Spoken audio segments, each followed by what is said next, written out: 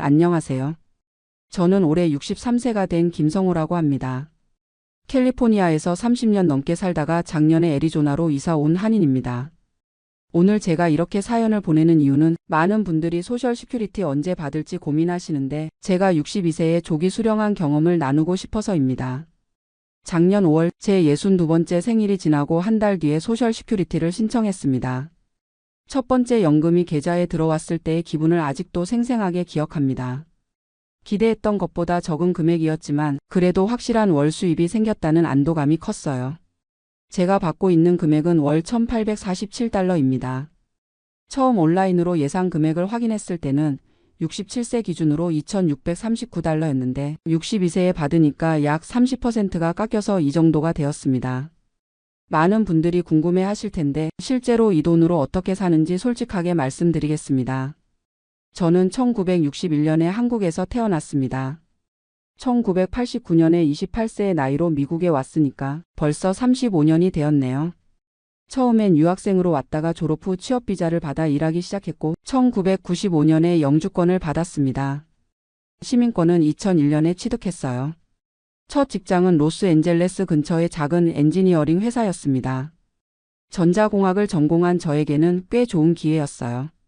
월급은 처음에 2,800달러 정도였는데 당시로서는 나쁘지 않은 수준이었습니다. 그 회사에서 7년 정도 일하다가 더 큰 회사로 이직했습니다. 1996년에 지금의 아내 미경이와 결혼했습니다. 아내도 한국에서 온 이민자였고 병원에서 엑스레이 기사로 일했어요. 신혼 초기에는 둘 다 열심히 일해서 월 합산 소득이 6,000달러 정도 되었습니다. 그때가 제 인생에서 가장 희망찬 시기였던 것 같아요. 첫째 아들 지훈이가 1998년에 태어나고 둘째 딸 지영이가 2000년에 태어났습니다. 아이들이 태어나면서 지출이 크게 늘었지만 그래도 저희는 꿈이 있었어요. 좋은 학군에 집을 사서 아이들을 잘 키우겠다는 목표가 있었거든요. 2002년에 토렌스에 있는 3베드룸 타운하우스를 45만 달러에 샀습니다. 다운 페이먼트로 9만 달러를 넣고 30년 모기지를 받았어요. 월 페이먼트가 보험과 세금 포함해서 2,650달러 정도였는데 당시 저희 소득으로는 부담스러웠지만 감당할 만했습니다. 제가 두 번째로 이직한 회사는 항공우주 관련 엔지니어링 업체였습니다. 거기서 15년 정도 일했는데 연봉이 차츰 올라서 2010년 즈음에는 8만 5천 달러 정도 받았어요. 하지만 2008년 금융위기 때 정말 힘들었습니다. 회사에서 레이오프가 있었고 저는 다행히 살아남았지만 월급이 동결되었어요. 그 시기에 집값도 많이 떨어졌습니다. 45만 달러에 산 집이 한때 28만 달러까지 떨어졌을 때는 정말 절망적이었어요. 모기지 페이먼트는 그대로인데 집값은 모기지 잔액보다 훨씬 낮으니까 언더워터 상태가 되었던 거죠. 아내도 그 시기에 병원에서 시간이 줄어들었습니다. 풀타임에서 파트타임으로 바뀌면서 소득이 절반으로 줄었어요. 가족 전체 소득이 월 7,000달러에서 5,500달러로 떨어지면서 정말 힘들었습니다. 그래도 저희는 버텼습니다. 아이들 교육비를 줄일 수도 없었고 집을 팔 수도 없는 상황이었으니까요. 그때부터 진짜 전략 생활이 시작되었어요. 외식은 거의 하지 않았고 휴가도 몇 년간 포기했습니다. 2017년에 세 번째 회사로 이직했습니다. 좀 더 안정적인 제조업체였는데 연봉이 9만 2천 달러까지 올랐어요. 그때가 제 커리어에서 가장 높은 연봉이었습니다. 하지만 나이가 56세였으니까 새로운 환경에 적응하는 게 쉽지 않았어요. 그 무렵 집값이 다시 오르기 시작했습니다. 2018년경에는 저희 집이 65만 달러 정도 되었고 2020년에는 75만 달러까지 올랐어요. 모기지 잔액이 15만 달러 정도 남아 있었으니까 드디어 상당한 에쿼티가 생긴 거죠. 아이들은 이미 다 컸습니다. 지훈이는 UC 어바인을 졸업하고 IT 회사에 취직했고 지영이는 간호학과를 나와서 로스앤젤레스의 병원에서 일하고 있어요. 둘 다 독립해서 자기 길을 잘 가고 있었습니다. 2020년 팬데믹이 시작되면서 제 인생에 큰 변화가 왔습니다. 회사에서 재택근무를 하게 되면서 굳이 비싼 캘리포니아에 살 필요가 있나 하는 생각이 들기 시작했어요. 특히 제가 60세가 되면서 은퇴에 대해 진지하게 고민하기 시작했습니다. 그때 저희 401k 계좌에는 약 42만 달러가 있었어요. 30년 넘게 꾸준히 넣었지만 솔직히 넉넉한 은퇴를 하기에는 부족한 금액이었습니다. 회사에서 매칭으로 주는 것 포함해서 연봉의 15% 정도는 계속 넣었는데 그동안 몇 번의 경제 위기를 겪으면서 손실도 있었고 2008년 위기 때는 한때 절반으로 줄기도 했거든요. 2021년에 본격적으로 은퇴 계획을 세우기 시작했습니다. 소셜 시큐리티 웹사이트에 가서 제 예상 연금액을 확인해 봤어요. 67세에 은퇴하면 월 2,639달러를 받을 수 있다고 나와 있었습니다. 62세에 조기 은퇴하면 1,847달러, 70세까지 미루면 3,275달러였습니다. 처음에는 당연히 67세까지 기다려야 한다고 생각했어요. 하지만 상황이 바뀌었습니다. 2021년 말에 회사에서 조기 은퇴 패키지를 제안했거든요. 55세 이상 직원들에게 특별 은퇴 혜택을 주는 프로그램이었습니다. 그 패키지는 꽤 매력적이었어요. 기본 월급의 18개월치에 해당하는 세버런스를 주고 의료보험도 2년간 회사에서 계속 지원해 주기로 했습니다. 제 경우에는 약 13만 8천 달러의 세버런스를 받을 수 있었어요. 아내와 많은 대화를 나눴습니다. 아내는 아직 59세였고 병원에서 계속 일할 수 있었어요. 그녀의 소득이 월 4,200달러 정도 되었으니까 제가 일을 그만두더라도 당분간은 괜찮을 것 같았습니다. 가장 큰 결정 요인은 이사였습니다. 캘리포니아 집값이 너무 올라서 저희 집이 2021년 말에 85만 달러까지 올랐어요. 모기지는 거의 다 갚아서 12만 달러만 남아 있었고요. 그 집을 팔고 애리조나로 이사가면 훨씬 저렴하게 살 수 있겠다는 계산이 나왔습니다. 애리조나 피닉스 근처를 여러 번 다녀왔어요. 거기서 괜찮은 집을 35만 달러 정도에 살 수 있었거든요. 캘리포니아 집을 팔면 70만 달러 정도 현금이 남는데 그중 35만 달러로 애리조나에서 집을 현금으로 사고 나머지 35만 달러는 투자하거나 비상금으로 저축해 두는 거죠. 2022년 3월에 조기 은퇴 패키지를 받고 퇴사했습니다. 그리고 5월에 캘리포니아 집을 실제로 83만 달러에 팔았어요. 시장이 조금 식어서 예상보다는 적었지만 그래도 모기지 상환하고 리얼터 수수료 내고 나니까 약 68만 달러가 남았습니다. 애리조나로 이사한 것은 정말 잘한 결정이었어요. 피닉스에서 동쪽으로 30분 정도 떨어진 메사라는 도시에 집을 샀는데 3베드룸 2화장실에 차고 2개짜리 단독주택을 32만 달러에 현금으로 샀습니다. 캘리포니아 집보다는 조금 작지만 마당도 넓고 새로 리모델링된 깔끔한 집이었어요. 이사 비용이나 새 집 가구 사는 비용 등을 다 포함해서 약 5만 달러 정도 들었으니까 결국 30만 달러 정도가 순현금으로 남았습니다. 그 돈은 CD에 20만 달러, 주식 인덱스 펀드에 10만 달러 정도 분산 투자했어요. 2022년 5월 18일 제 62번째 생일 다음 달에 소셜 시큐리티를 신청했습니다. 온라인으로 신청하는 과정은 생각보다 간단했어요. 필요한 서류들을 업로드하고 신청서를 작성하는데 1시간 정도 걸렸습니다. 약 6주 뒤인 7월에 첫 번째 연금이 들어왔어요. 정확히 1,847달러. 예상했던 금액이지만 실제로 계좌에 입금된 걸 보니까 기분이 묘했습니다. 앞으로 평생 매월 이 돈을 받는다는 게 실감이 났거든요. 솔직히 말하면 조금 실망스러웠어요. 35년간 미국에서 성실하게 일하고 세금 냈는데 고작 1,847달러라니. 하지만 곧 생각을 바꿨습니다.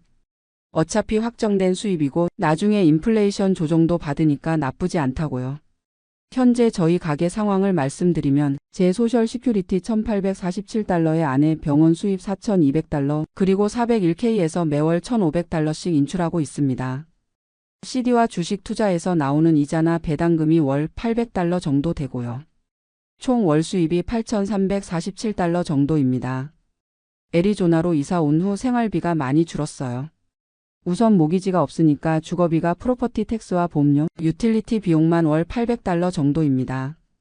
캘리포니아에 있을 때는 모기지 페이먼트만 2,400달러였는데 말이죠. 식료품비도 애리조나가 더 저렴해요. 월 600달러 정도면 충분하고 외식도 캘리포니아보다 30%는 싸요. 자동차 보험료도 훨씬 저렴하고 주 소득세가 없어서 세금 부담도 줄었습니다. 의료비는 걱정했는데 생각보다 괜찮아요. 아내가 병원에서 일하니까 가족 의료보험이 있고 65세가 되면 메디케어를 받을 수 있으니까요. 현재는 월 보험료 450달러에 본인 부담금도 적당한 수준입니다. 하지만 예상하지 못한 문제들도 있었어요. 첫 번째는 무료함이었습니다. 35년간 매일 출근하던 사람이 갑자기 할 일이 없어지니까 처음 몇 달은 정말 힘들었어요. 하루 종일 집에만 있으니까 답답하고 뭔가 생산적인 일을 하지 않는다는 죄책감도 들었습니다. 두 번째는 사회적 관계의 변화였어요. 직장 동료들과의 관계가 자연스럽게 끊어지면서 새로운 환경에서 친구를 사귀기가 쉽지 않았습니다. 특히 애리조나에는 아는 사람이 아무도 없었거든요.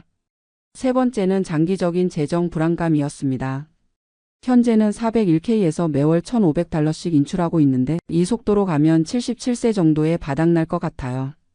물론 아내도 62세가 되면 소셜 시큐리티를 받을 수 있고 저희 집도 있으니까 완전히 거덜나지는 않겠지만 그래도 불안한 마음은 있습니다.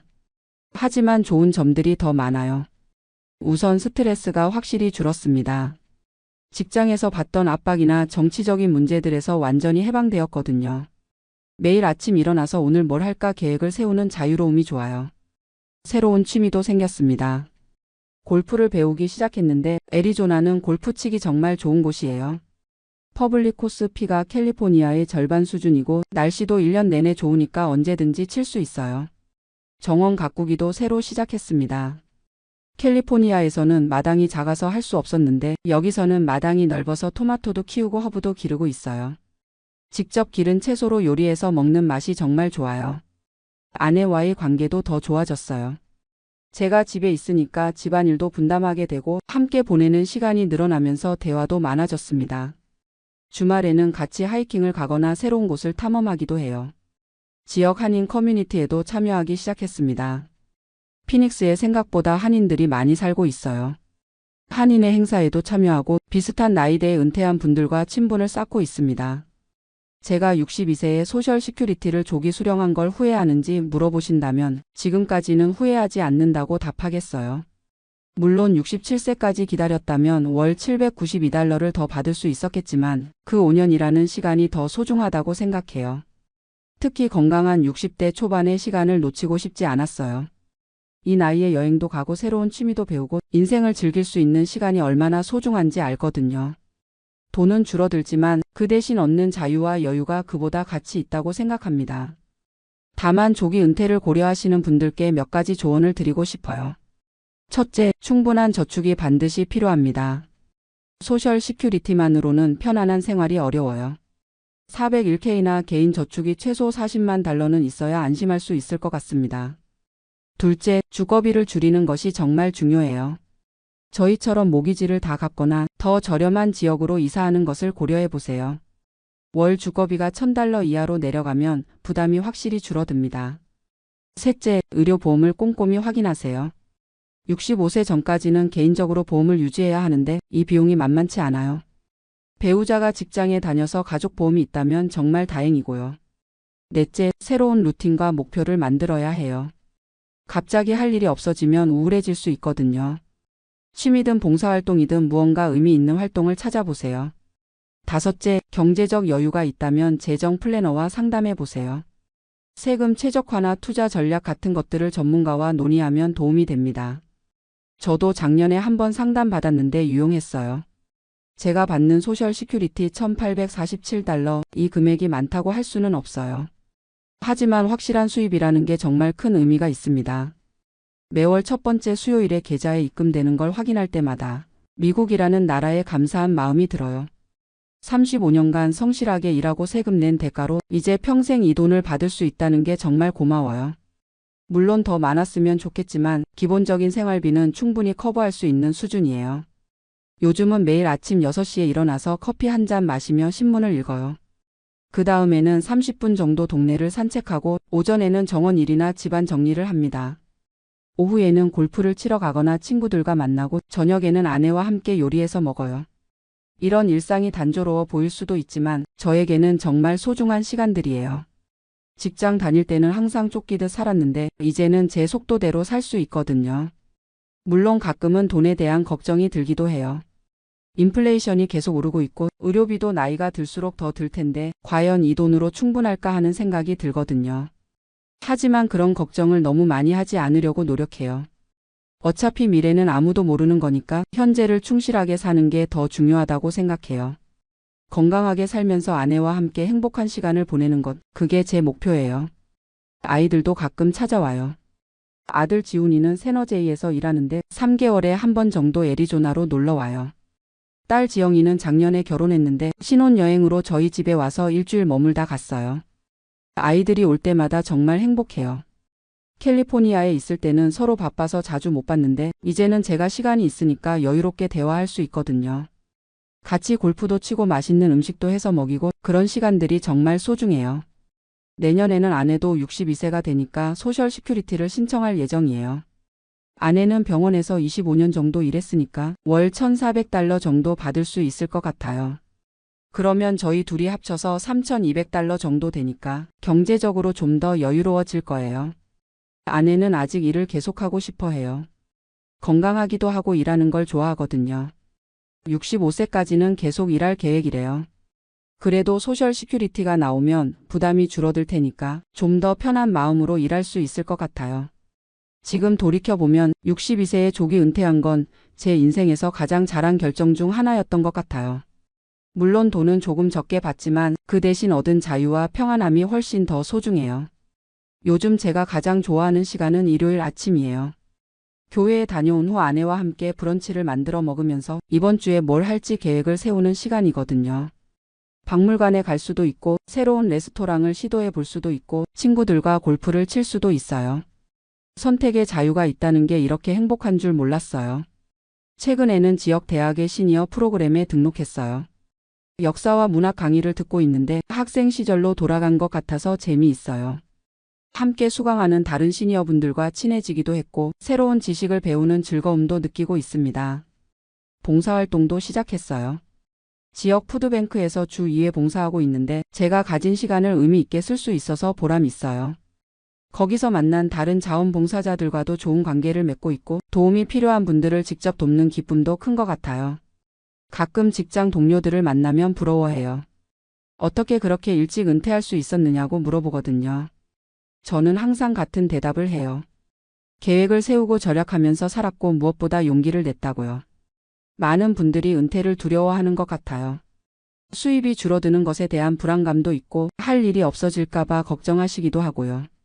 저도 처음에는 그런 걱정이 있었지만 막상 해보니까 생각보다 괜찮았어요. 중요한 건 마음가짐인 것 같아요. 부족한 것에 집중하지 말고 가진 것에 감사하는 마음을 갖는 거죠. 제가 받는 $1,847가 적다고 생각할 수도 있지만 세계 어느 나라에서도 이런 안정적인 연금 시스템은 찾기 어려워요. 특히 한국에서 온 이민자로서 미국의 소셜 시큐리티 시스템에 정말 감사해요. 35년간 성실하게 일한 것만으로도 평생 연금을 받을 수 있다는 게 얼마나 큰 축복인지 몰라요. 한국에 있는 친구들 이야기를 들어보면 노후 준비가 정말 어렵다고 하거든요. 요즘 제가 꿈꾸는 것은 여행이에요. 아직 코로나 때문에 해외여행은 조심스럽지만 미국 내에서 아직 가보지 못한 곳들을 천천히 둘러보고 싶어요. 내셔널 파크들도 가보고 역사적인 도시들도 방문해보고 싶고요. 아내가 은퇴하면 함께 RV를 사서 장기 여행을 해볼까도 생각해요. 애리조나에서 만난 친구 중에 그런 분이 계신데 정말 재미있어 보이더라고요. 3개월 정도 미국 전체를 돌아다니면서 각 지역의 문화와 음식을 경험해 보는 거죠. 손주들도 기대하고 있어요. 딸 지영이가 내년에 아기를 가질 계획이라고 하더라고요. 할아버지가 되는 상상을 하니까 정말 설레어요. 시간이 충분하니까 손주 돌보는 것도 적극적으로 도와줄 수 있을 것 같고 아이와 함께 보내는 시간이 얼마나 소중할지 벌써부터 기대됩니다. 재정적인 면에서는 계속 신중하게 관리하고 있어요. 매월 가계부를 작성해서 지출을 점검하고 투자 포트폴리오도 정기적으로 검토해요. 401k에서 인출하는 금액도 시장 상황에 따라 조절하고 있고 필요하면 지출을 줄이는 것도 고려할 준비가 되어 있어요. 하지만 너무 인색하게 살지는 않으려고 해요. 돈을 아끼기 위해 인생을 즐기지 못한다면 조기 은퇴한 의미가 없잖아요. 적당한 선에서 절약하면서도 하고 싶은 일들은 하면서 살고 있어요. 예를 들어 외식은 일주일에 한두 번 정도 하고 골프도 퍼블릭 코스에서만 치지만 즐겁게 하고 있어요. 여행도 럭셔리하게 하지는 않지만 1년에 두세 번 정도는 새로운 곳을 가보려고 해요. 건강 관리에도 더 신경 쓰게 되었어요. 시간이 있으니까 규칙적으로 운동할 수 있고 식사도 더 건강하게 준비할 수 있거든요. 매일 아침 30분씩 걷기 운동을 하고 주 3회는 피트니스 센터에 가서 근력 운동도 해요. 정기 건강검진도 빠뜨리지 않고 받고 있어요. 나이가 들수록 건강이 가장 중요한 자산이라는 걸 실감해요. 아무리 돈이 있어도 건강하지 않으면 의미가 없잖아요. 다행히 지금까지는 큰 문제 없이 건강하게 지내고 있어서 감사해요. 이제 63세가 된 저에게 소셜 시큐리티 1,847달러는 단순한 수입 이상의 의미가 있어요. 그 돈은 제가 35년간 미국에서 성실하게 살아온 증거이고 앞으로도 안정적으로 살아갈 수 있다는 보장이에요. 액수가 크지 않다고 실망하시는 분들도 계실 텐데 저는 이렇게 생각해요. 소셜 시큐리티는 노후 생활의 기초가 되는 돈이지 전부가 되어서는 안 된다고요. 나머지는 개인적인 저축과 투자로 채워나가야 하는 거죠. 만약 지금 40대이시거나 50대 초반이시라면 은퇴 계획을 진지하게 세워보시기 바랍니다. 401k에 최대한 많이 넣으시고 회사에서 매칭해 주는 것도 꼭 받으세요. 또한 생활비를 줄일 수 있는 방법들도 미리 고민해 보시고요. 특히 주거비 부담을 줄이는 것이 정말 중요해요. 모기지를 빨리 갚거나 은퇴 후에 더 저렴한 지역으로 이사하는 것도 좋은 방법이에요. 저희처럼 캘리포니아에서 애리조나로 이사한 것만으로도 생활비가 월 1,500달러 정도 줄었거든요. 그리고 소셜 시큐리티를 언제 받을지도 신중하게 결정하세요. 개인의 건강 상태, 가족 상황, 재정 상태를 종합적으로 고려해서 판단하시면 됩니다. 무조건 67세까지 기다리는 게 최선은 아니에요. 저처럼 62세에 조기 수령하는 것도 나쁘지 않은 선택일 수 있어요. 다만 충분한 준비가 되어 있어야 한다는 전제하에서 말이죠. 월 생활비가 3,000달러 이하로 내려갈 수 있고 추가 수입원이 있다면 충분히 고려해 볼 만해요. 마지막으로 제가 하고 싶은 말은 은퇴가 끝이 아니라 새로운 시작이라는 것입니다. 직장에서의 정체성을 벗어나서 진짜 자신이 원하는 삶을 살 수 있는 기회거든요. 저는 62세에 새로운 인생을 시작했어요. 매일 아침 일어날 때마다 오늘 하루를 어떻게 보낼지 설렘으로 가득해요. 이런 기분은 직장 다닐 때는 느낄 수 없었던 거예요. 소셜 시큐리티 1,847달러, 이 돈이 제게는 자유의 상징이에요. 많지 않은 돈이지만 이 돈 덕분에 제가 원하는 삶을 살 수 있거든요. 지금 은퇴를 고민하고 계신 모든 분들께 용기를 내시라고 말씀드리고 싶어요. 충분한 준비만 되어 있다면 생각보다 괜찮을 거예요. 무엇보다 건강할 때 인생을 즐기는 것이 중요하다고 생각해요. 제 사연이 같은 고민을 하고 계신 분들께 조금이나마 도움이 되었으면 좋겠습니다. 감사합니다. 제 평생 이렇게 바보 같은 짓을 한 적이 없습니다. 65세가 되어서야 깨달은 게 있다면 돈이라는 건 정말 무서운 것이라는 겁니다. 안녕하세요. 저는 올해 65세가 된 김성훈이라고 합니다. 30년 전 젊은 나이에 미국으로 이민을 와서 지금까지 미국 시애틀에서 살고 있어요. 지금 이 순간도 가슴이 답답해서 잠을 못 자고 있습니다. 아내는 옆에서 자고 있는데 제가 무슨 일을 벌였는지 아직 모르거든요. 어떻게 말해야 할지 모르겠어요. 30년간 한 푼 두 푼 모은 은퇴자금 100만 달러를 한국 주식에 몰빵했다가 반토막이 났습니다. 정확히는 51만 달러가 남았어요. 49만 달러가 증발한 거죠. 우리 돈으로 치면 6억 5천만 원이 날아간 겁니다. 이런 얘기를 누구에게 할 수 있겠어요. 그래서 이렇게 사연을 보내게 됐습니다. 저는 1959년생으로 서울 성동구에서 태어났습니다. 아버지는 작은 공장을 운영하셨고 어머니는 집에서 아이들을 돌보셨어요. 중학교 때까지는 그럭저럭 살았는데 아버지 사업이 어려워지면서 집안 형편이 힘들어졌어요. 고등학교는 야간 고등학교를 다녔고 낮에는 공장에서 일했습니다. 그래도 공부는 좋아했어서 야간 공과대학에 들어갔어요. 기계공학을 전공했습니다. 졸업하고 대기업에 들어가려고 했는데 당시에는 야간대 출신을 잘 안 뽑더라고요. 그래서 중견 기계 부품 회사에 들어가서 엔지니어로 일했습니다. 5년 정도 일하면서 기술도 배우고 경험도 쌓았어요. 그런데 1990년대 초반 회사 사정이 어려워지기 시작했어요. 그 무렵 대학 선배 한 분이 미국에 계셨는데 미국으로 오라고 하시더라고요. 당시 미국에서는 기계 엔지니어 수요가 많았거든요. 고민 끝에 1994년 35세의 나이에 아내와 함께 미국으로 왔습니다. 아이들은 아직 없었어요. 첫째가 미국에서 태어났거든요. 처음에는 정말 힘들었습니다. 영어도 서툴고 미국 회사 문화도 낯설고요. 하지만 기술만큼은 자신이 있었어요. 시애틀에 있는 중견 제조업체에 들어갔습니다. 항공기 부품을 만드는 회사였어요. 보잉하고도 거래하는 회사였으니까 기술 수준이 높았죠. 처음 연봉이 45,000달러였어요. 당시로서는 괜찮은 수준이었습니다. 무엇보다 401K라는 게 있더라고요. 회사에서 은퇴 자금을 지원해주는 제도였어요. 제가 매월 급여의 6%를 넣으면 회사에서 3%를 추가로 넣어주는 거였어요. 그때부터 401K에 돈을 넣기 시작했습니다. 아내도 한국에서 간호사였는데 미국 간호사 자격증을 따서 병원에서 일했어요. 아내도 401K가 있었으니까 둘 다 열심히 모았죠. 첫째 아들이 1996년에 태어나고 둘째 딸이 1999년에 태어났어요. 아이들 키우느라 돈이 많이 들었지만 그래도 401K만큼은 절대 건드리지 않았습니다. 회사에서도 승진을 했어요. 시니어 엔지니어, 그 다음에는 프로젝트 매니저까지 올라갔습니다. 연봉도 점점 올라서 은퇴하기 전에는 9만 달러까지 받았어요. 30년간 한 번도 401K를 건드리지 않고 꾸준히 넣었습니다. 회사 매칭도 받고 시장 수익률도 나쁘지 않았어요. 처음에는 주로 미국 주식 펀드에 투자했는데 나이가 들면서 채권 비중을 늘렸어요. 60세가 넘어서는 주식 40%, 채권 60%로 맞췄습니다. 그렇게 해서 은퇴할 때까지 모인 돈이 정확히 100만 48달러였어요. 아내 것까지 합치면 150만 달러 정도였죠. 소셜 시큐리티까지 합치면 부부가 매월 4,000달러 정도 받을 수 있었어요. 시애틀에서 그럭저럭 살 만한 돈이었죠. 그런데 제가 왜 이런 일을 벌였을까요? 은퇴하고 나니까 시간이 너무 많더라고요. 30년간 회사만 다니다가 갑자기 할 일이 없으니까 답답하고 우울했어요. 아내는 아직 60세라서 몇 년 더 일할 예정이었고 아이들은 다 독립해서 각자 생활하고 있었고요.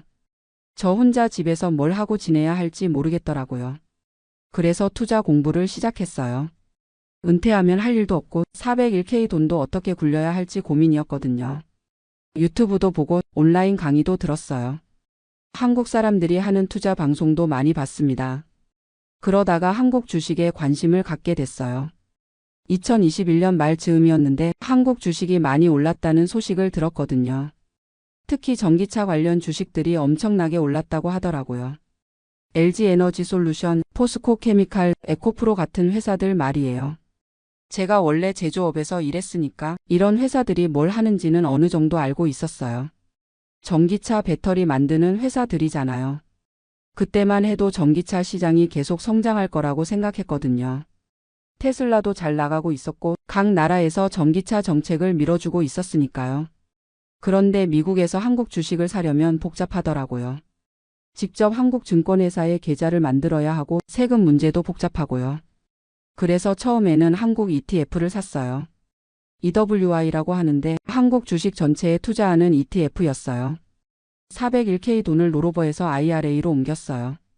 그러면 개별 주식도 살 수 있거든요. 처음에는 조심스럽게 1만 달러 정도만 넣었어요. 그런데 생각보다 수익이 좋더라고요. 2022년 초에 산 한국 ETF가 몇 달 만에 15% 정도 올랐어요. 그때부터 욕심이 생겼습니다. ETF 말고 개별 주식을 사면 더 많이 벌 수 있을 거라고 생각했어요. 한국 증권회사에 해외 거주자 계좌를 만들었습니다. 처음에는 삼성전자를 샀어요. 안전한 주식이라고 생각했거든요. 일주에 6만 원 정도 했는데 2만 달러어치 샀습니다. 그 다음에는 LG에너지솔루션을 샀어요. 상장한 지 얼마 안 된 회사였는데 전기차 시장 성장으로 많이 오를 거라고 판단했거든요. 처음에는 정말 잘 됐어요. 2022년 여름까지는 제가 산 주식들이 계속 올랐거든요. 삼성전자는 7만 원까지 올랐고 LG에너지솔루션은 50만 원을 넘기기도 했어요. 그때 제 계좌 평가액이 한 6만 달러 정도였는데 8만 달러까지 올랐어요. 한 달 만에 2만 달러를 번 거죠. 그 맛을 본 이후로는 더 과감해졌어요. 401K 돈을 조금씩 더 옮겨서 투자했습니다. 10만 달러, 20만 달러 이런 식으로 점점 늘려갔어요. 아내는 그때도 일하고 있어서 제가 뭘 하는지 자세히 몰랐어요. 그냥 투자 공부하고 있다고만 했거든요. 2022년 말까지는 정말 잘 됐어요. 제 계좌에 40만 달러 정도 들어 있었는데 평가액이 55만 달러까지 올랐습니다. 15만 달러를 번 거예요. 그때 생각이 이참에 크게 한번 해보자는 거였어요. 어차피 나이도 많고 다시 돈 벌 기회도 별로 없으니까 401k 돈을 다 넣어서 큰 돈을 벌어보자고 생각했습니다. 그래서 2023년 초에 401k 돈을 거의 다 옮겼어요. 80만 달러를 추가로 넣었습니다.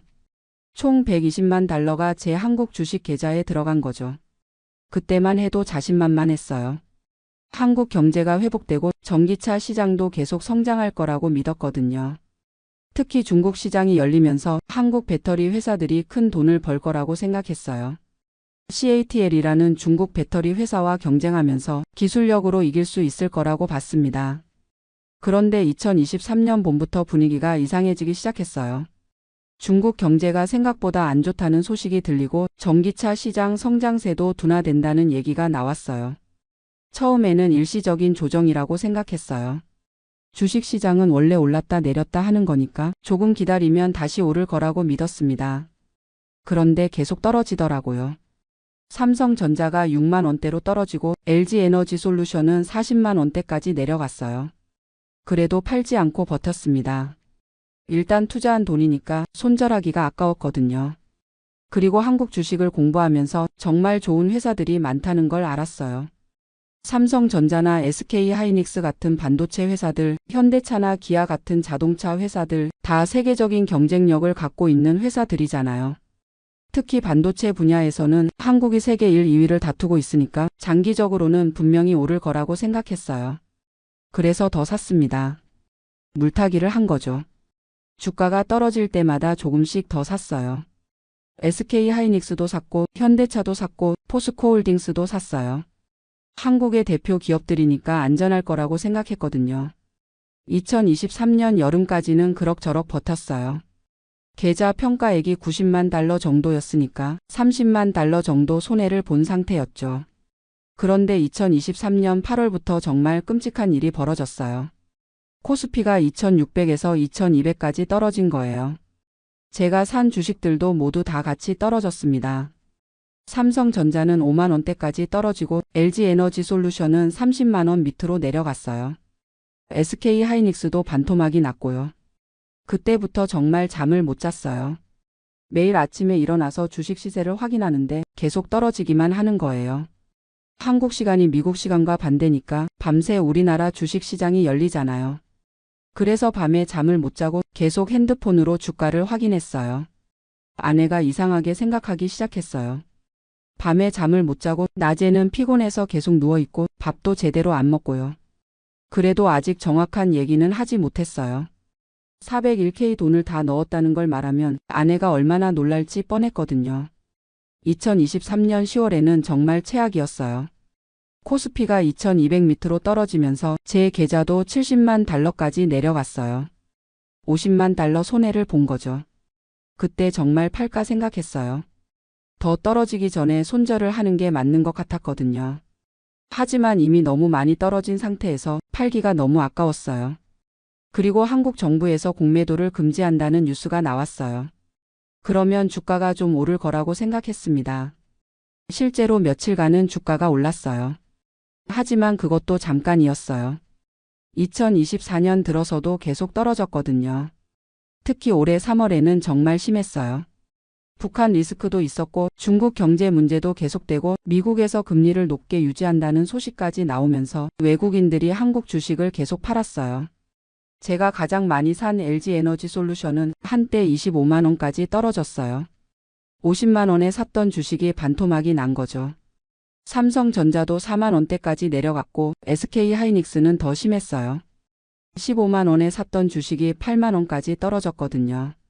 그래도 계속 버텼어요. 이미 이렇게 된 이상 끝까지 가보자는 심정이었어요. 그런데 올해 8월에 정말 충격적인 일이 벌어졌어요. 일본은행에서 금리를 올린다고 발표하면서 전 세계 주식시장이 폭락한 거예요. 그날 하루 만에 코스피가 8% 넘게 떨어졌어요. 서킷 브레이커까지 발동됐다고 하더라고요. 제 계좌도 하루 만에 5만 달러가 날아갔습니다. 그때 정말 현실을 받아들였어요. 이제는 더 이상 버틸 수 없다고 생각했거든요. 마지막 남은 돈이라도 지켜야겠다고 판단했습니다. 결국 올해 9월에 모든 주식을 팔았어요. 120만 달러로 시작해서 51만 달러만 남았습니다. 정확히 49만 달러를 잃은 거예요. 우리 돈으로 6억 5천만 원이 증발한 겁니다. 30년간 모은 은퇴 자금의 절반이 날아간 거죠. 그 돈이면 뭘 할 수 있었을까요? 집도 바꿀 수 있었을 텐데, 아이들 결혼 자금도 도와줄 수 있었을 텐데, 아내랑 여행도 많이 다닐 수 있었을 텐데요. 지금 생각해 보니까 정말 한심해요. 65세가 돼서 무슨 투기를 했는지 정말 바보 같은 짓이었어요. 한국 주식이 나쁘다는 게 아니에요. 분명히 좋은 회사들이 많고 장기적으로는 오를 거라고 생각해요. 하지만 제가 잘못한 게 너무 많았어요. 첫째는 분산 투자를 안 한 거예요. 401k 돈을 거의 다 한국 주식에 넣었거든요. 둘째는 타이밍이 나빴어요. 2022년, 2023년은 전 세계적으로 주식시장이 어려운 시기였는데 그때 큰 돈을 투자한 거죠. 셋째는 감정적으로 투자한 거예요. 손해를 보니까 더 사고 더 떨어지니까 또 사고 이런 식으로 하면 절대 안 되는 건데요. 넷째는 나이를 생각하지 않은 거예요. 65세면 안전한 투자를 해야 하는 나이인데 젊은 사람처럼 고위험 투자를 한 거죠. 지금 와서 후회해도 소용없지만 정말 돌이킬 수 없는 실수를 했어요. 아내한테는 아직 정확한 얘기를 못했어요. 투자해서 좀 손해를 봤다고만 했거든요. 49만 달러를 잃었다고 하면 아내가 얼마나 놀랄지 상상이 안 돼요. 다행히 아내 401k는 건드리지 않았어요. 그리고 소셜 시큐리티도 받을 수 있고요. 집도 이미 다 갚았으니까 당장 굶어 죽지는 않을 거예요. 하지만 계획했던 은퇴 생활은 불가능해졌어요. 원래는 여행도 다니고 손주들 용돈도 주고 여유롭게 살려고 했는데 이제는 그런 꿈은 접어야겠어요. 혹시 아직 아르바이트라도 해야 할까 생각하고 있어요. 65세에 다시 일자리를 구하기는 쉽지 않겠지만 그래도 뭔가 해야 할 것 같아요. 아이들한테도 미안해요. 원래는 유산도 좀 남겨주려고 했는데 이제는 오히려 짐이 될까봐 걱정이에요. 무엇보다 아내한테 미안합니다. 30년간 같이 고생해서 모은 돈을 제 혼자 판단해서 날려버렸으니까요. 지금 이 글을 쓰면서도 손이 떨려요. 정말 돌이킬 수 없는 실수를 했구나 새삼 실감이 나거든요. 젊은 분들한테 하고 싶은 말이 있어요. 투자는 정말 신중하게 하세요. 특히 은퇴 자금은 절대 모험하지 마세요. 그리고 나이가 들수록 안전한 투자를 해야 해요. 저처럼 65세에 주식 투기를 하면 안 됩니다. 젊을 때는 손해를 봐도 만회할 시간이 있지만 나이가 들면 기회가 없어요. 또 한 가지는 가족과 상의하라는 거예요. 혼자 결정하지 말고 큰 투자는 가족과 함께 의논해서 하세요. 저처럼 혼자 결정하면 큰 실수를 할 수 있어요. 마지막으로 욕심을 부리지 마세요. 큰 돈을 벌려고 하다가 큰 돈을 잃어요. 적당한 수익에 만족하는 게 좋습니다. 이제 남은 51만 달러로 어떻게 살아갈지 계획을 새로 세워야 해요. 안전한 투자로 바꿔서 조금이라도 더 늘려보려고 합니다. 그리고 아내한테는 곧 사실을 말해야겠어요. 아무리 미안하고 부끄러워도 숨길 수는 없으니까요. 혹시 저와 비슷한 실수를 하신 분이 계시다면 너무 자책하지 마세요. 이미 벌어진 일은 어쩔 수 없으니까 앞으로라도 현명하게 살아야죠. 돈을 잃은 것도 아프지만 가장 아픈 건 가족들한테 실망을 안겨줄 거라는 생각이에요. 30년간 신중하고 계획적이었던 제가 마지막에 이런 실수를 했다는 게 믿어지지 않아요. 하지만 이제라도 정신을 차리고 남은 인생을 현명하게 살아보려고 합니다. 비록 돈은 많이 잃었지만 건강은 아직 괜찮제 시도 김계속 편집으니까 할 수 있는 일들을 찾아보려고 해요. 그리고 이번 일을 통해서 깨달은 게 있어요. 돈이 전부가 아니라는 거죠. 물론 돈이 중요하긴 하지만 가족의 건강과 화목이 더 소중하다는 걸 알았어요. 아내가 아직 모르고 있지만 언젠가 알게 되면 분명히 실망할 거예요. 하지만 그래도 저를 용서해 줄 거라고 믿어요. 30년간 함께 살아온 사이니까요. 아이들도 처음에는 놀라겠지만 결국은 이해해 줄 거라고 생각해요. 다행히 둘 다 직장이 있고 각자 잘 살고 있으니까요. 저도 이제 마음을 바꿔먹었어요. 남은 돈으로 무리하게 투자하지 않고 안전하게 예금이나 국채에 넣어둘 거예요. 수익률은 낮지만 원금은 보장되니까요. 그리고 혹시 가능하다면 파트타임 일자리라도 찾아보려고 해요. 한국 마트에서 일하거나 한국 사람들 상대로 번역 일을 하거나 뭔가 할 수 있는 일이 있을 거예요. 나이가 많긴 하지만 아직 건강하고 경험도 많으니까 어딘가에서는 필요로 할 거라고 생각해요. 무엇보다 이제는 가족과 더 많은 시간을 보내려고 해요. 돈 걱정 때문에 스트레스 받고 혼자 끙끙 앓는 대신에 가족들과 솔직하게 얘기하고 함께 해결책을 찾아보려고 합니다. 손주들도 이제 조금씩 큰데 할아버지로서 해줄 수 있는 일들이 많을 거예요. 돈은 많이 못 줘도 시간과 관심은 줄 수 있잖아요. 그리고 한국과의 인연도 다시 생각해보게 됐어요. 투자 때문에 한국에 관심을 갖게 됐는데 비록 돈은 잃었지만 고향에 대해 더 많이 알게 된 건 수학이에요. 코로나 때문에 못 갔지만 언젠가 다시 한국에 가보고 싶어요. 이번에는 투자 목적이 아니라 순수하게 고향을 보러 가고 싶습니다. 서울도 많이 바뀌었을 테고 어린 시절 살던 동네도 어떻게 됐는지 궁금해요. 비록 돈은 별로 없지만 검소하게라도 여행할 수 있을 거예요. 이번 일로 제 자신에 대해서도 많은 걸 알았어요. 겉으로는 신중하고 계획적인 사람이라고 생각했는데 실제로는 욕심도 많고 감정적인 면도 있더라고요. 특히 손해를 보면 그걸 만회하려고 더 큰 모험을 하는 성격이라는 걸 깨달았어요. 이런 성격이 투자에는 독이 되는 거였죠. 앞으로는 이런 제 성격을 잘 알고 큰 결정을 할 때는 더 신중하게 하려고 해요. 그리고 혼자 결정하지 말고 반드시 가족과 상의하겠습니다. 지금 생각해보면 왜 그때 아내한테 얘기를 안 했을까 후회돼요. 아내가 말렸다면 이런 일은 없었을 텐데 제 고집 때문에 혼자 결정한 거죠. 아내는 저보다 훨씬 현실적이거든요. 간호사로 일하면서 여러 사람들을 봐왔으니까 세상을 보는 눈이 저보다 냉정해요. 만약 그때 아내한테 상의했다면 분명히 너무 위험하다, 조금씩만 해봐라라고 했을 거예요. 하지만 저는 그런 조언을 듣기 싫었던 거죠. 큰 돈을 벌어서 아내를 놀라게 해주고 싶었거든요. 그 욕심이 결국 독이 됐어요. 이제는 정말 겸손해졌습니다. 65세에 이런 교훈을 얻게 될 줄 몰랐어요. 나이가 들어서도 배울 게 많다는 걸 깨달았습니다. 젊은 분들이 이 사연을 듣고 교훈을 얻으셨으면 좋겠어요. 저 같은 실수는 하지 마세요. 특히 은퇴 자금만큼은 정말 조심해서 다루세요. 한번 잃으면 다시 만회하기 어려워요. 저는 이제 65세니까 새로 돈을 벌 기회가 많지 않지만 젊은 분들은 아직 시간이 있으니까 신중하게 하시기 바랍니다. 그리고 투자를 하더라도 절대 한 곳에 몰빵하지 마세요. 분산 투자가 정말 중요해요. 저처럼 한국 주식에만 몰빵하면 위험해요. 또 하나는 감정적으로 투자하지 말라는 거예요. 손해를 보면 더 사고 이익을 보면 더 욕심을 내고 이런 식으로 하면 결국 큰 손해를 봐요. 미리 계획을 세우고 그 계획대로 차근차근 하는 게 좋아요. 저처럼 충동적으로 하면 안 됩니다. 마지막으로 가족과의 소통이 정말 중요해요. 큰 돈이 걸린 결정은 혼자 하지 마시고 반드시 가족과 상의하세요. 가족이 여러분의 가장 좋은 조언자예요. 지금 이 순간에도 아내가 옆에서 자고 있는데 내일 아침에는 정말 솔직하게 얘기해야겠어요. 49만 달러를 잃었다는 것도 앞으로 어떻게 살아갈지도요. 물론 아내가 많이 놀라고 실망할 거예요. 하지만 이제라도 솔직하게 얘기하고 함께 해결책을 찾는 게 맞다고 생각해요. 혼자 끙끙 앓으면서 스트레스 받는 것보다는 가족과 함께 현실을 받아들이고 새로운 계획을 세우는 게 낫겠죠. 비록 돈은 많이 잃었지만 아직 건강하고 가족도 있으니까 다시 시작할 수 있을 거라고 생각해요. 물론 예전 같은 여유로운 은퇴 생활은 어렵겠지만 그래도 검소하게나마 행복하게 살 수 있을 거예요. 이 사연을 들으시는 분들도 저 같은 실수는 하지 마시고 행복한 노후를 준비하시기 바랍니다. 돈도 중요하지만 건강과 가족이 더 소중하다는 걸 잊지 마세요. 저는 돈을 잃고 나서야 이걸 깨달았지만 여러분은 미리 알아두시기 바랍니다. 긴 이야기를 들어주셔서 감사합니다. 이렇게 얘기하고 나니까 마음이 좀 가벼워지네요. 내일부터는 정말 새로운 마음으로 남은 인생을 현명하게 살아보겠습니다.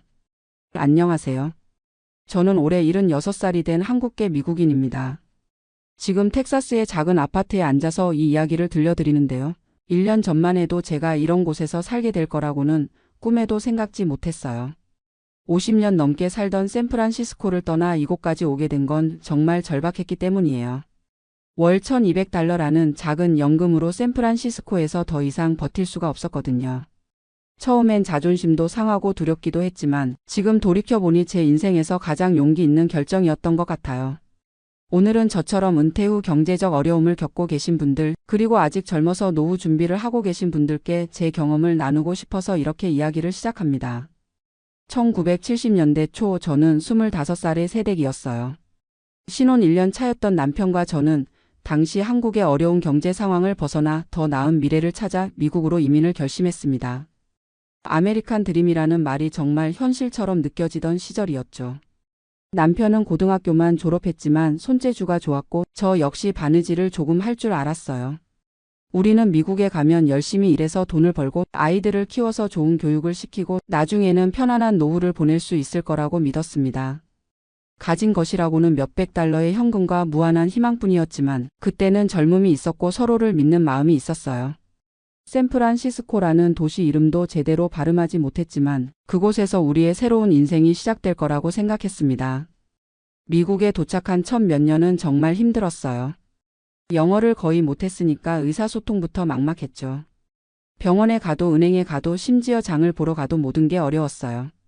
처음에는 남편의 먼 친척이 운영하는 작은 아파트 지하실에서 살았는데 창문도 제대로 없는 곳이었지만 그래도 감사했어요.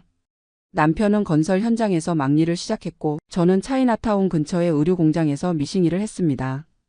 하루에 12시간씩 일해도 받는 돈은 얼마 안 됐지만 그래도 한국에서보다는 나았어요. 무엇보다 여기서는 열심히 일하면 언젠가는 더 나아질 거라는 희망이 있었거든요. 영어 공부는 TV를 보면서 혼자 했어요.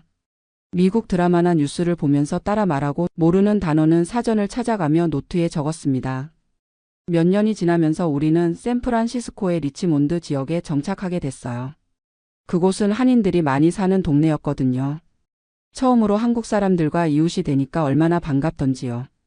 김치 냄새, 된장찌개 냄새가 나는 아파트 복도를 걸으면 마음이 따뜻해졌어요.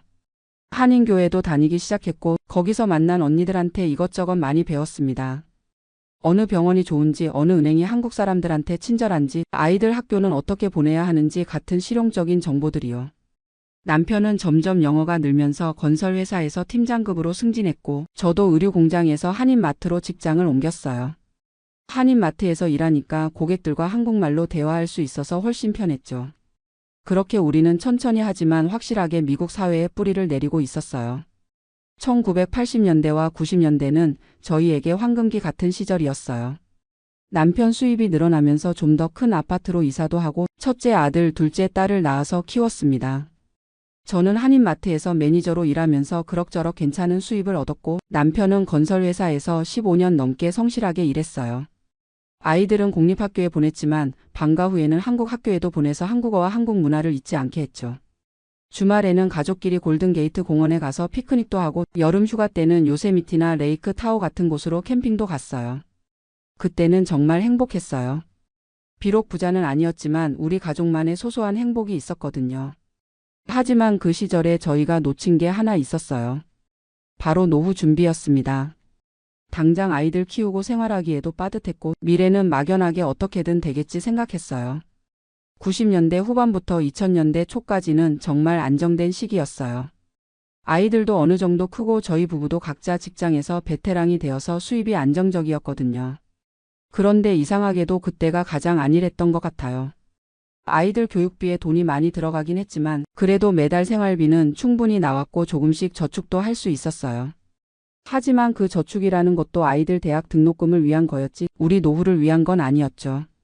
남편과 가끔 노후 이야기를 하면 소셜연금도 나오고 집도 있으니까 괜찮을 거야 하면서 넘어갔어요. 구체적으로 은퇴 후에 얼마나 돈이 필요한지, 의료비는 얼마나 들지, 생활비는 어떻게 감당할지에 대해서는 깊이 생각해 보지 않았어요. 주변 한인 친구들도 다 비슷했어요. 아이들 잘 키워놓으면 나중에 도움 받을 수 있을 거야. 집값이 계속 오르니까 집이 노후 자산이야 이런 식으로 얘기했거든요. 지금 생각해보면 참 안일했던 것 같아요.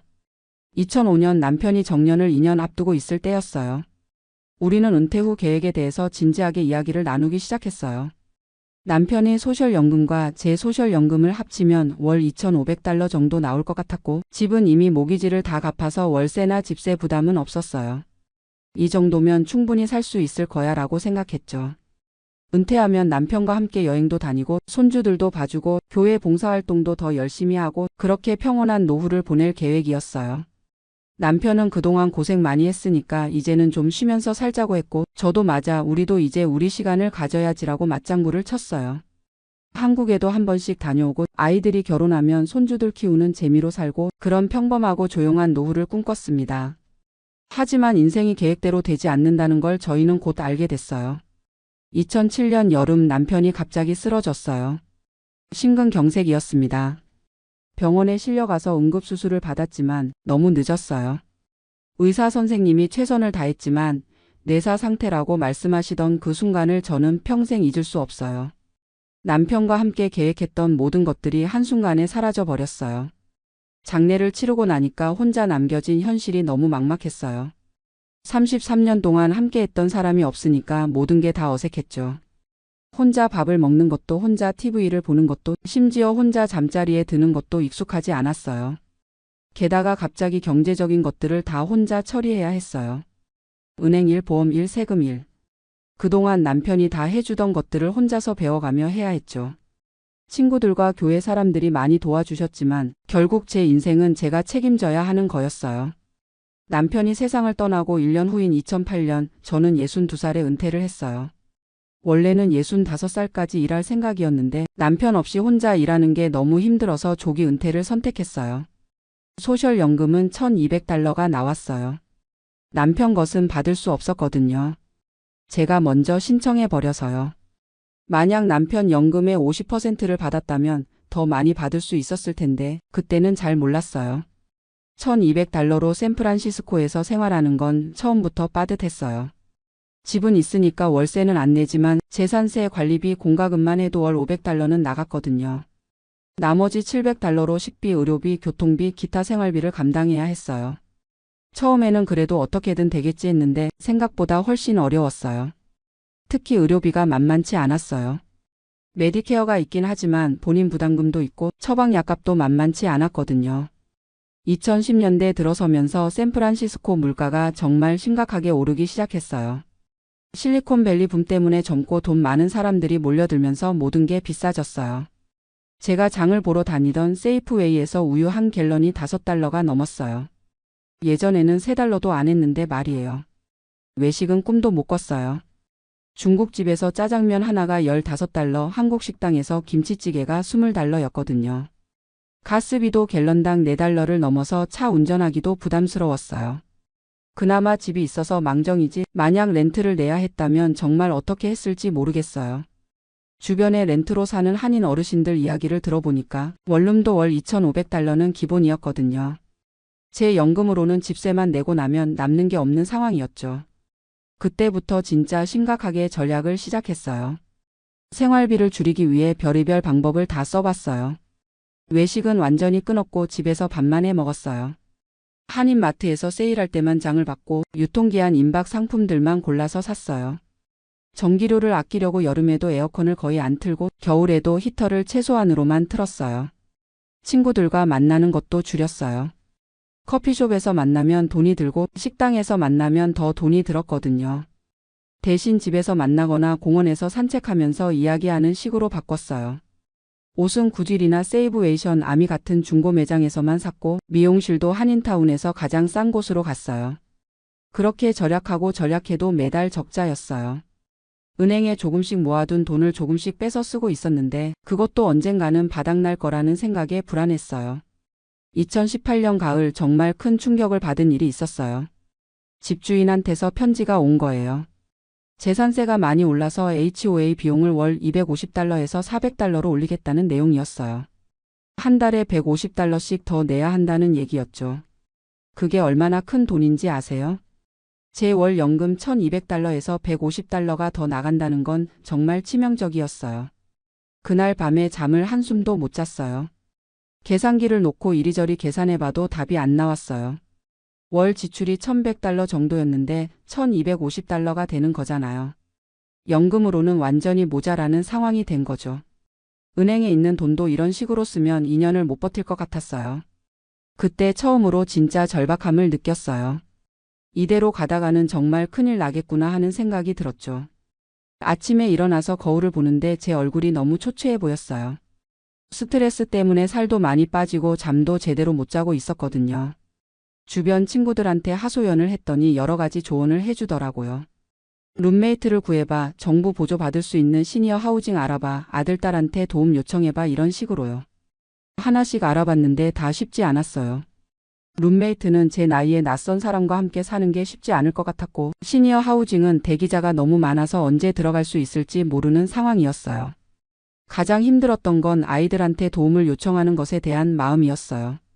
첫째 아들은 뉴욕에서 회계사로 일하고 있었고 둘째 딸은 워싱턴 DC에서 간호사로 일하고 있었거든요. 둘 다 각자 가정이 있고 아이들 키우느라 바쁜 상황이었어요. 물론 제가 힘들다고 하면 도와줄 거라는 걸 알고 있었지만 자식들한테 짐이 되고 싶지 않았어요. 평생 열심히 살았는데 늙어서 자식들한테 손을 벌려야 하나 하는 생각에 자존심이 상했어요. 그렇다고 이대로 있을 수도 없는 상황이었고요. 그러던 중에 교회에서 만난 언니 한 분이 텍사스 이야기를 해주셨어요. 거기는 생활비가 정말 저렴해 세금도 없고 집값도 싸라고 하시는 거예요. 처음에는 제가 이 나이에 어떻게 이사를 해요 했는데 그분이 요즘은 인터넷으로 다 알아볼 수 있어 한번 찾아봐라고 하시더라고요. 집에 와서 컴퓨터를 켜고 텍사스 생활비에 대해 찾아봤어요. 손녀가 가르쳐준 구글 검색을 이용해서 말이에요. 정말 놀라웠어요. 텍사스는 주정부 소득세가 없고 집값도 샌프란시스코의 절반 이하였어요. 특히 한인들이 많이 사는 휴스턴이나 달라스 지역을 보니까 시니어 아파트 월세가 $800에서 $1000 정도였어요. 샌프란시스코에서는 상상도 못할 가격이었죠. 식료품 가격도 훨씬 저렴하고 가스비, 전기료도 다 쌌어요. 계산기를 두드려 보니까 텍사스에서는 제 연금 $1200로도 충분히 생활할 수 있을 것 같았어요. 아니, 충분히가 아니라 여유 있게 살 수 있을 것 같았어요. 하지만 막상 이사를 결심하는 건 쉽지 않았어요. 50년 넘게 살던 곳을 떠난다는 게 말처럼 간단한 일이 아니었거든요. 샌프란시스코에는 제 모든 추억이 담겨 있었어요. 남편과 함께 신혼살림을 차렸던 첫 아파트, 아이들을 키웠던 집, 매주 다니던 교회, 단골 한인마트, 친구들과 산책하던 공원. 이 모든 걸 뒤로하고 낯선 곳으로 간다는 게 두려웠어요. 만약에 텍사스에서 적응하지 못하면 어떻게 하지? 친구도 없는 곳에서 혼자 어떻게 살지? 병원은 어디로 가야 하고 한인마트는 있기나 한 건지? 이런 걱정들이 밤마다 저를 잠 못 들게 했어요. 그런데 한편으로는 이대로 샌프란시스코에 있으면 정말 큰일 날 것 같았어요. 매달 적자가 나는 상황에서 언젠가는 집까지 팔아야 할지도 몰랐거든요. 그러면 정말 갈 곳이 없어지는 거였어요. 차라리 지금이라도 용기를 내서 변화를 시도해보자는 생각이 들었어요. 2019년 봄 드디어 결심을 했어요. 텍사스로 이사를 가기로요. 아이들한테 전화해서 이야기했더니 둘 다 놀라면서도 지지해줬어요. 엄마 결정을 따르겠다. 경제적으로 힘들면 차라리 그게 나을 것 같다고 했어요. 친구들은 반응이 엇갈렸어요. 어떤 분들은 나이가 몇인데 그런 모험을 해라고 말리셨고 어떤 분들은 용감하다 나도 생각해 볼게라고 하셨어요. 교회에서는 송별 모임도 해주셨어요. 50년 가까이 다닌 교회를 떠나는 게 가장 아쉬웠어요. 목사님이 어디를 가시든 하나님이 함께 하실 테니까 걱정 마세요라고 격려해 주셨어요. 이사 준비를 하면서 가장 힘들었던 건 물건을 정리하는 거였어요. 50년 동안 모은 온갖 물건들을 다 가져갈 수는 없었거든요. 남편의 옷들, 아이들 어릴 때 물건들, 오래된 사진들. 하나하나가 다 추억이었는데 대부분 버려야 했어요. 가구도 큰 것들은 다 팔고 꼭 필요한 것들만 이삿짐 트럭에 실었어요. 집은 부동산 중개업체에 맡겨서 팔기로 했어요. 다행히 샌프란시스코 부동산 시장이 좋아서 생각보다 좋은 가격에 팔렸어요.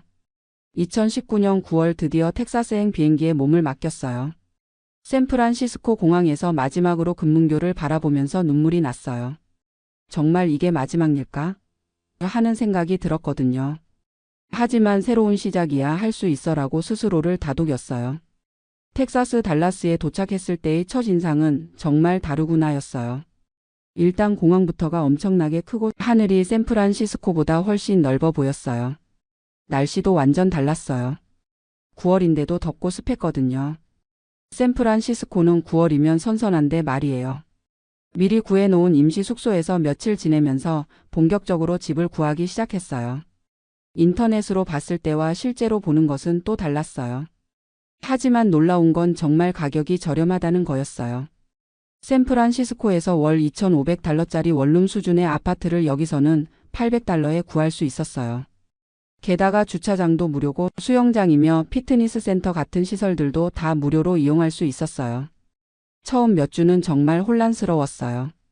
모든 게 낯설었거든요. 한인마트를 찾아가는 것부터 시작해서 병원 등록하고 은행 계좌 옮기고 새 주소로 우편물 주소 변경하고 할 일이 산더미였어요. 특히 교통이 가장 어려웠어요.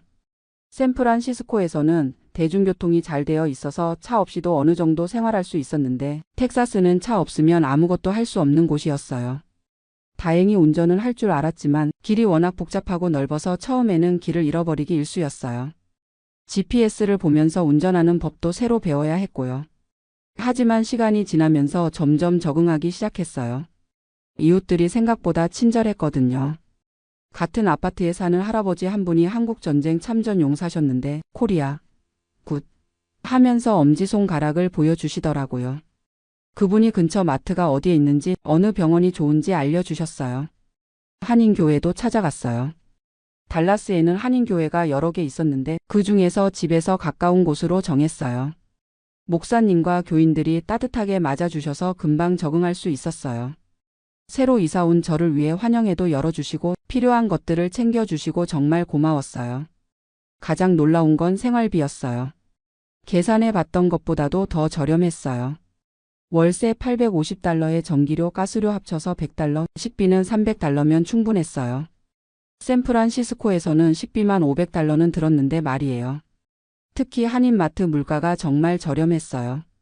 김치 한 포기가 샌프란시스코에서는 $8였는데 여기서는 $5였어요. 고기값도 거의 절반 수준이었고요. 외식도 가끔 할 수 있게 됐어요. 한국 식당에서 김치찌개가 $12였거든요. 샌프란시스코에서는 $20였는데 말이에요. 몇 달 지나니까 통장 잔고가 늘어나고 있다는 걸 발견했어요. 샌프란시스코에서는 매달 적자였는데 여기서는 연금 $1200로도 $200 정도씩 저축할 수 있었어요. 정말 신기했어요. 같은 돈으로 이렇게 다른 생활을 할 수 있다니요. 6개월 정도 지나니까 완전히 적응이 됐어요. 새로운 친구들도 생겼고 생활 패턴도 안정됐어요. 교회에서 만난 언니들과 함께 요리 모임도 하고 아파트 수영장에서 수영도 배우기 시작했어요. 건강도 좋아졌어요. 스트레스가 줄어서 그런지 잠도 잘 오고 식욕도 돌아왔어요. 샌프란시스코에 있을 때는 매일 돈 걱정 때문에 우울했는데 여기서는 마음이 편해졌어요. 아이들도 제가 안정된 것 같다고 좋아했어요. 전화할 때마다 목소리가 밝아졌다고 하더라고요. 1년이 지나고 나서 샌프란시스코에 있는 친구들을 만나러 갔어요. 50년 만에 관광객으로 샌프란시스코를 구경하니까 또 다른 느낌이었어요. 친구들이 얼굴이 많이 좋아졌다, 스트레스가 줄어든 것 같다고 했어요. 저도 그렇게 느꼈어요. 경제적인 여유가 생기니까 마음의 여유도 생겼거든요. 손주들한테 용돈도 더 많이 줄 수 있게 됐고 친구들이 텍사스에 놀러 오면 맛있는 것도 사줄 수 있게 됐어요. 그리고 무엇보다 미래에 대한 불안감이 사라졌어요. 이 정도 생활비면 제가 건강한 동안은 충분히 혼자 살 수 있을 것 같았거든요. 텍사스에 온 지 2년이 되어가는 지금 저는 정말 감사한 마음으로 살고 있어요. 물론 샌프란시스코가 그립기도 해요. 특히 안개 낀 금문교나 피셔맨즈 워프의 바다 냄새 같은 것들이요. 하지만 그런 그리움보다는 현재의 안정감이 더 소중해요. 76살의 나이에 새로운 곳에서 새로운 인생을 시작할 수 있다는 것 자체가 축복이라고 생각해요. 돌이켜보면 제가 젊었을 때 가장 큰 실수는 노후 준비를 제대로 하지 않은 거였어요. 남편과 저는 아이들 키우고 생활하느라 바빠서 미래에 대한 구체적인 계획을 세우지 않았어요. 어떻게든 되겠지라는 막연한 생각으로 살았던 거죠. 하지만 현실은 그렇게 호락호락하지 않았어요. 특히 의료비나 생활비, 인플레이션 같은 것들을 전혀 고려하지 않았어요. 소셜연금만으로는 부족하다는 것도 늦게야 깨달았고요. 그리고 한 곳에만 계속 살아야 한다는 고정관념도 문제였어요. 나이가 들면 변화가 어렵다고 생각했는데 실제로는 변화를 통해서 더 나은 삶을 살 수 있었거든요. 이제 저와 비슷한 상황에 계신 분들께 몇 가지 말씀드리고 싶어요. 첫째, 은퇴 준비는 정말 중요해요. 젊을 때부터 구체적인 계획을 세우고 실행하셔야 해요. 소셜연금만으로는 절대 충분하지 않아요.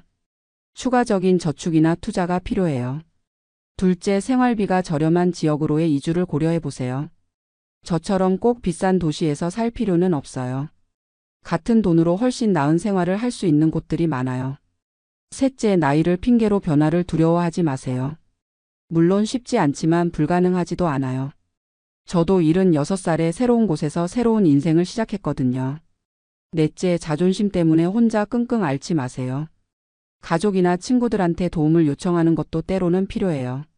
하지만 그보다는 스스로 해결책을 찾아보는 게 더 중요해요. 다섯째, 건강이 가장 중요해요. 건강해야 어떤 변화든 시도할 수 있어요. 평소에 운동도 하고 건강 관리도 잘 하세요. 저는 이제 텍사스에서의 새로운 인생을 즐기고 있어요. 매일 감사한 마음으로 살고 있고 남은 인생을 의미 있게 보내려고 노력하고 있어요.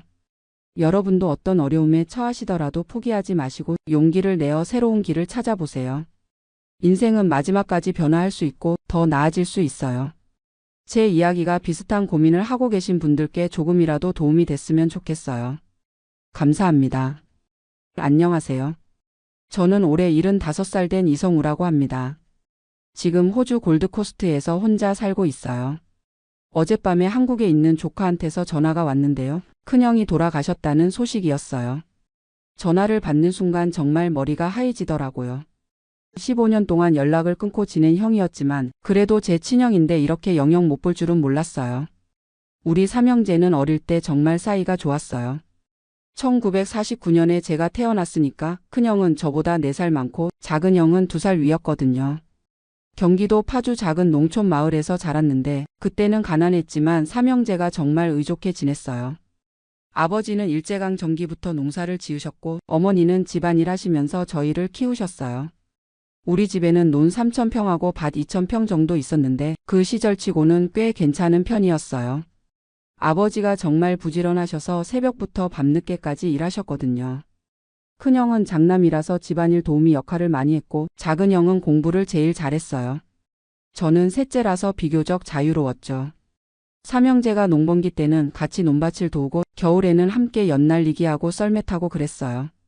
중학교 때까지는 같은 학교 다니면서 아침마다 같이 등교했어요. 큰형이 저희 둘 손잡고 앞장서서 걸어가면 저하고 작은 형은 뒤따라가면서 장난치고 그랬죠. 집에 와서도 숙제는 작은 형이 도와주고 싸움이라도 나면 큰형이 중재해주고요. 아버지가 늘 말씀하셨어요. 형제는 남이 아니니까 평생 의지하고 살아야 한다고요. 이 땅은 조상 대대로 물려받은 거니까 함부로 팔면 안 된다고도 하셨어요. 그때는 그런 말씀이 당연하다고 생각했는데 지금 생각해보니 그게 나중에 갈등의 씨앗이 됐나 봐요.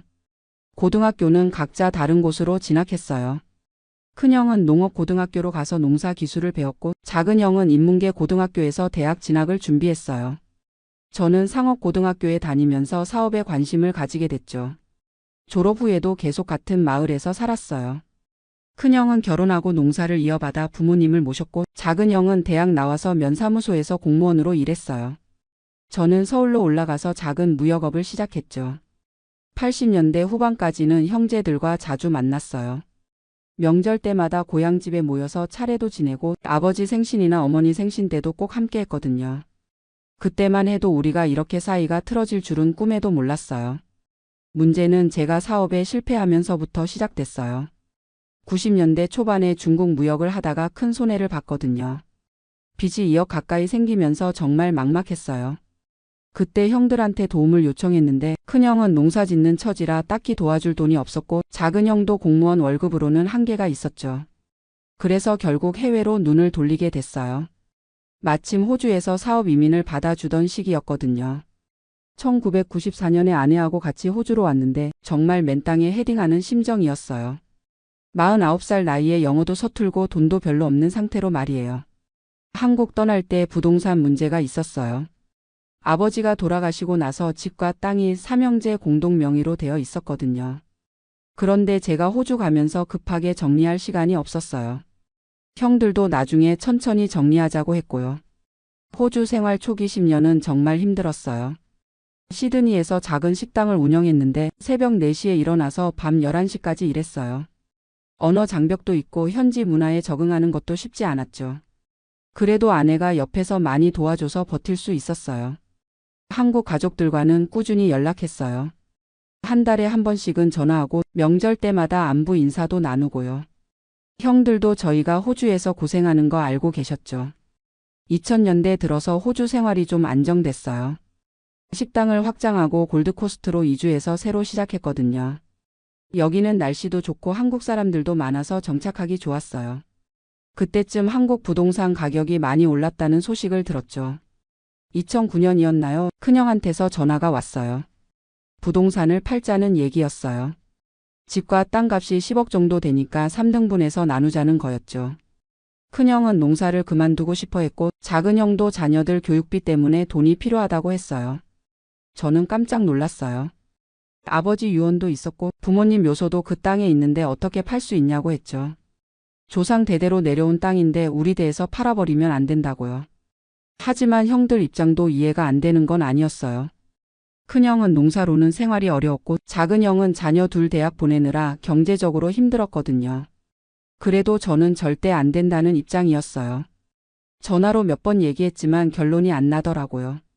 그래서 2010년에 한국에 다녀왔어요. 15년 만에 고향에 가보니까 많이 변해 있었어요. 옛날 논밭은 대부분 아파트 단지가 됐고 우리 집 주변도 개발 계획이 있다고 하더라고요. 형들과 만나서 진지하게 얘기했어요. 큰형은 정말 어려운 상황이었어요. 농산물 가격은 떨어지는데 농자재 값은 계속 오르고 나이도 70 가까워서 농사짓기 힘들다고 하더라고요. 작은형도 딸 의대 보내고 아들 유학비 때문에 대출을 많이 받은 상태였어요. 그래도 저는 고집을 꺾을 수 없었어요. 아버지가 평생 일궈놓은 땅이고 부모님이 묻혀 계신 곳인데 어떻게 남에게 넘길 수 있냐고요. 돈이 급하면 다른 방법을 찾아보자고 했어요. 그런데 형들이 갑자기 화를 내기 시작했어요. 특히 큰형이 그러더라고요. 호주에서 편하게 살면서 무슨 권리로 반대하느냐고요. 실제로 농사짓고 고생하는 건 자기인데 멀리 떨어져 있으면서 이상한 소리 하지 말라고요. 작은형도 한마디 하더라고요. 자기는 30년 넘게 부모님 제사 지내고 성묘하고 그랬는데 정작 외국 나간 사람이 와서 안 된다고 하니까 기가 막히다고요. 형제 의리를 생각해서라도 도와달라고 했어요. 그때 정말 마음이 아팠어요. 형들 말도 틀린 건 아니었거든요. 실제로 제가 호주에서 20년 가까이 살면서 고향 일에는 별로 신경 못 썼으니까요. 성묘도 몇 번 못 갔고 형들이 부모님 돌보는 동안 저는 멀리 있었고요. 하지만 그래도 조상 땅은 함부로 팔면 안 된다는 생각이었어요. 제가 호주에서 사업하면서 번 돈으로라도 형들을 도와드리겠다고 했어요. 당장 큰 돈은 어렵지만 조금씩이라도 보내드리겠다고요. 형들은 그런 식으로는 안 된다고 했어요. 당장 목돈이 필요한 상황인데 용돈 받듯이 하면 어떡하냐고요. 큰형은 더 심하게 말했어요. 외국 나가서 잘났다고 생각하지 말고 형제들 어려울 때 도와주는 게 의리라고요. 며칠 동안 실랑이 했지만 결론이 안 나더라고요. 저는 절대 반대였고 형들은 꼭 팔아야 한다는 입장이었어요. 결국 제가 호주로 돌아가면서 이 문제는 그냥 흐지부지 됐어요. 호주 돌아와서도 계속 고민이었어요. 정말 제가 너무 고집을 부리는 건 아닌가 싶기도 하고 그렇다고 조상 땅을 팔 수는 없고요. 아내한테 상의해봐도 뚜렷한 답이 없더라고요.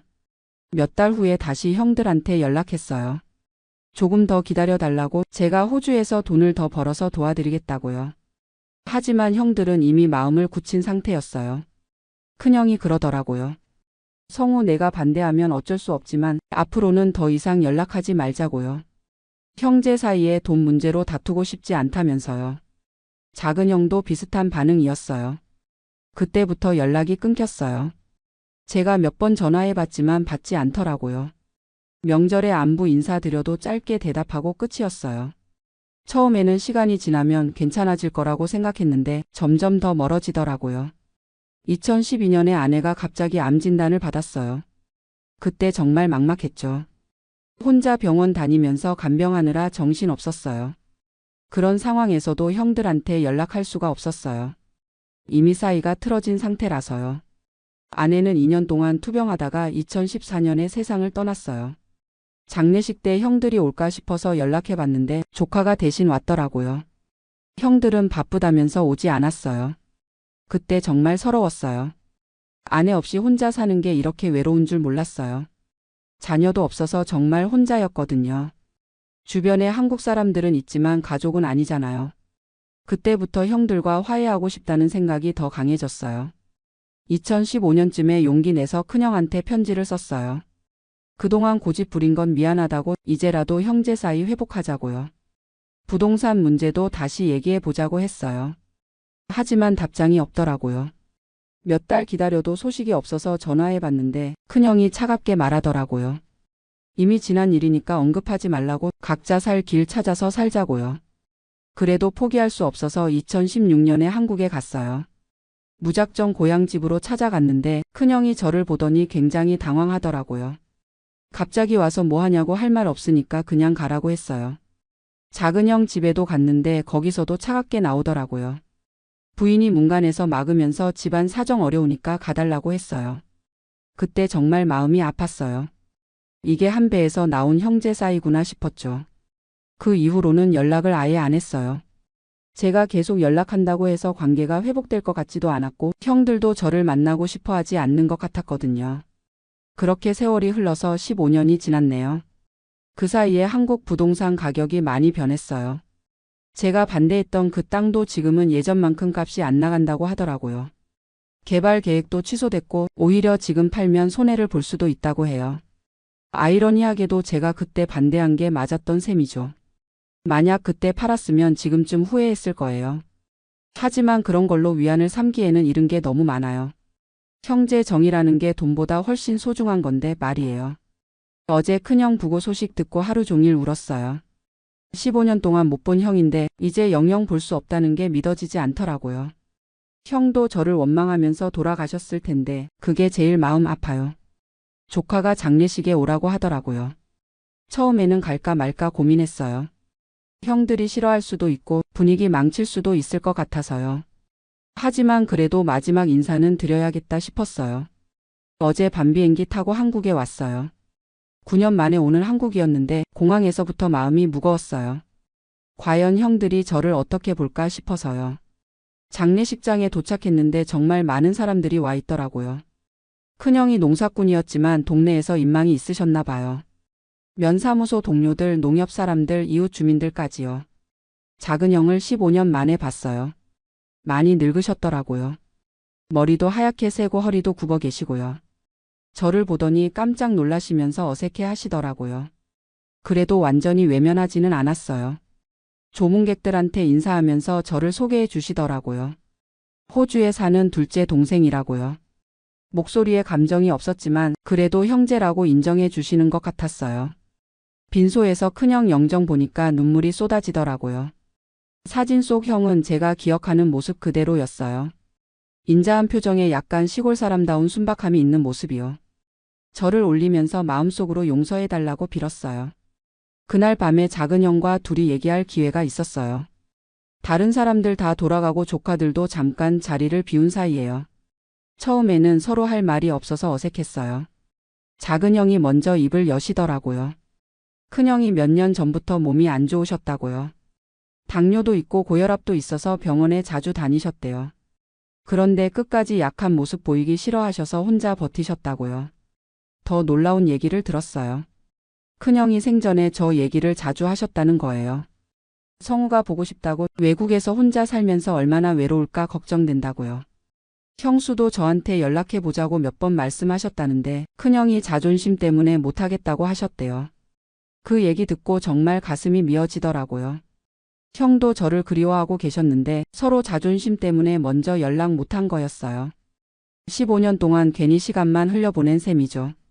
작은형도 그동안 힘드셨다고 하더라고요.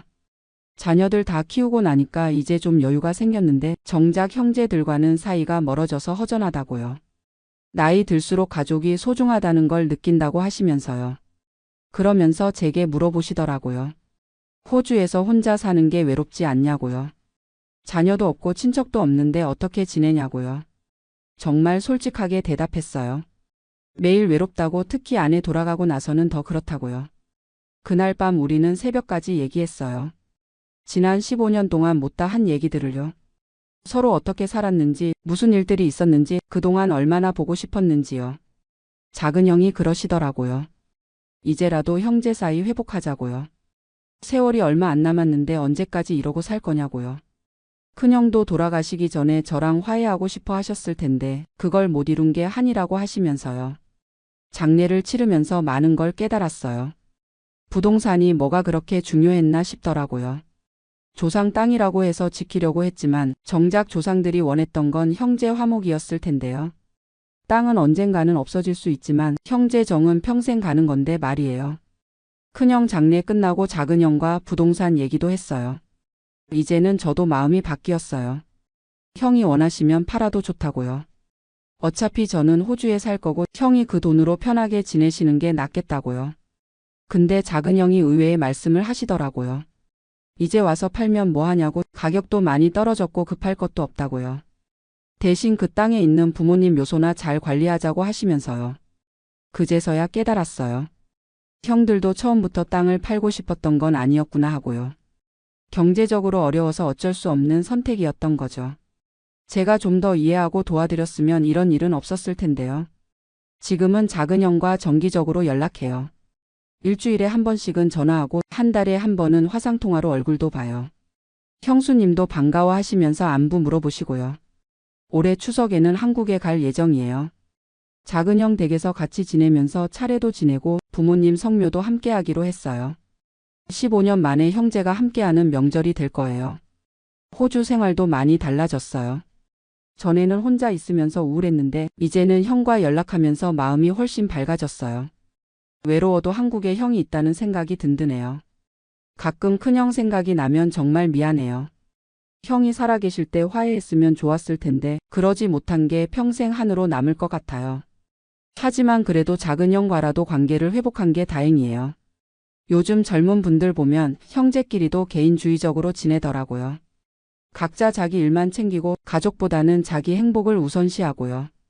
그런 걸 보면 안타까워요. 물론 개인의 자유도 중요하지만 가족의 소중함도 잊으면 안 되거든요. 특히 형제자매는 부모님 돌아가시고 나면 유일한 혈육이잖아요. 그런 관계를 돈 때문에 포기한다는 건 정말 어리석은 일이에요. 저처럼 나이 들어서 후회하지 마시고 형제 사이에 갈등이 있으면 빨리 화해하세요. 자존심이 뭐가 그렇게 중요합니까? 먼저 연락하고 먼저 사과하고 먼저 양보하세요. 돈은 잃어도 다시 벌 수 있지만 시간은 다시 돌릴 수 없어요. 가족은 더더욱 대체할 수 없고요. 제가 15년이라는 긴 시간을 허비하면서 깨달은 교훈이에요. 지금도 늦지 않았어요. 연락 안 하고 지낸 형제자매가 있으면 오늘 당장 전화하세요. 자존심 내려놓고 먼저 손 내미세요. 그게 진짜 어른이고 진짜 가족이에요. 저는 이제라도 작은형과 화해해서 다행이지만 큰형과는 영영 화해할 기회를 놓쳤어요. 그 아쉬움과 후회를 안고 남은 인생을 살아야 해요. 여러분은 저 같은 실수하지 마시길 바라요. 가족이 있다는 건 정말 큰 축복이에요. 멀리 떨어져 있어도 자주 못 만나도 마음으로 연결되어 있다는 것만으로도 힘이 나거든요. 그런 소중함을 깨닫는데 75년이 걸렸네요. 앞으로 남은 시간은 작은형과 추억 많이 만들면서 지낼 거예요. 큰형 목까지 더 각별히 챙기면서요. 그리고 젊은 분들한테는 제 경험담을 들려드리면서 가족의 소중함을 알려드리고 싶어요. 인생이 얼마나 짧은지, 가족이 얼마나 소중한지, 화해가 얼마나 중요한지 이제서야 제대로 알겠어요. 늦게라도 깨달은 걸로 만족하면서 남은 인생 의미 있게 살겠습니다.